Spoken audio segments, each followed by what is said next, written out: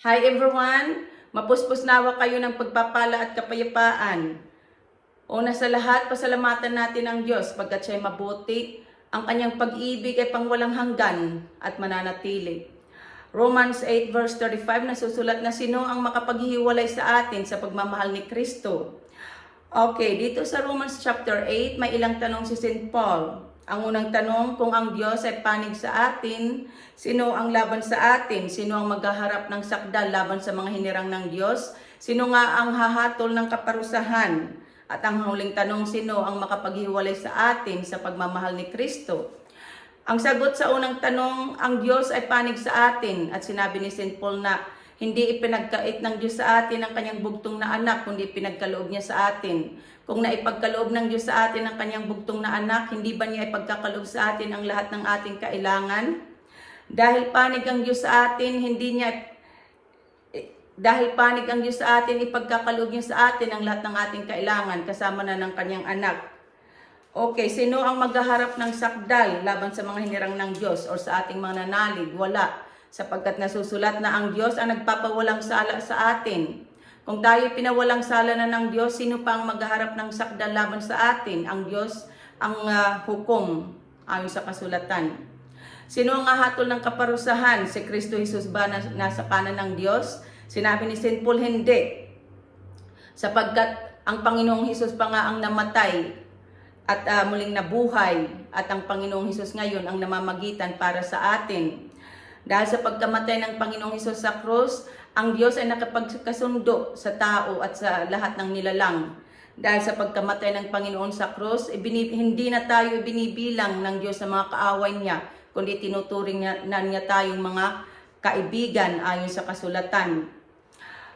Sino ang makapaghihiwalay sa atin sa pagmamahal ni Kristo? Wala. Sinasabi sa kasulatan na walang makapaghihiwalay sa atin sa pag-ibig ng Diyos. Pag-ibig na ipinadaman niya sa atin sa pamamagitan ni Kristo Jesus na ating Panginoon.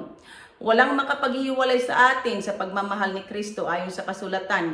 Hindi ang paghihirap, hindi ang kapighatian, hindi ang pag-uusig, ang gutom, ang kahubaran, ang panganib, o ang tabat.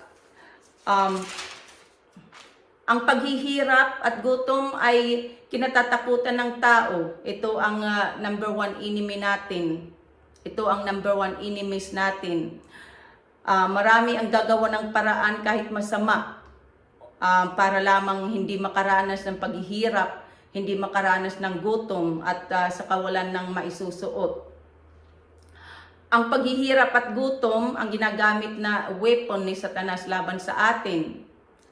Alam niya ng ating kaaway na takot ang tao sa paghihirap, takot sa gutom, ang totoo niya ng tao ay takot sa kamatayan, takot mamatay. Kaya minsan pinipili natin ang easy way. Ang nanay ko noon, nung bata pa ako, sinasabi niya sa akin na paglaki ko daw, ipapasok niya ako sa club para magtrabaho upang makapag-asawa ng foreigner, upang hindi na daw maghirap sa buhay. Iyan ay kasunungalingang galing sa Diablo. Ibinulong niya ito sa mga nanay na pinapayagan ng mga anak na gumawa ng masama para lamang makapag-asawa ng foreigner, para umunlad sa buhay. Hindi yan ang sinasabi sa atin sa Biblia. Sinasabi sa Biblia na ang lahat ng ito, ang paghihirap, ang gutom, ang kahubaran, ay kayang-kaya nating pagtagumpayan sa pamamagitan ni Kristo na nagmamahal sa atin.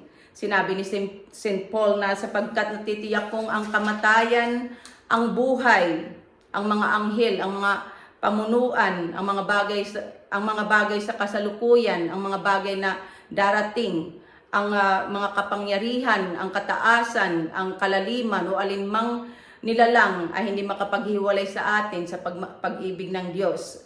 Kaya huwag tayong matakot sa paghihirap, sa gutom, sa panganib, sa mga panganib, sa gera at sa mga salot o sakit na nangyayari sa panahon natin.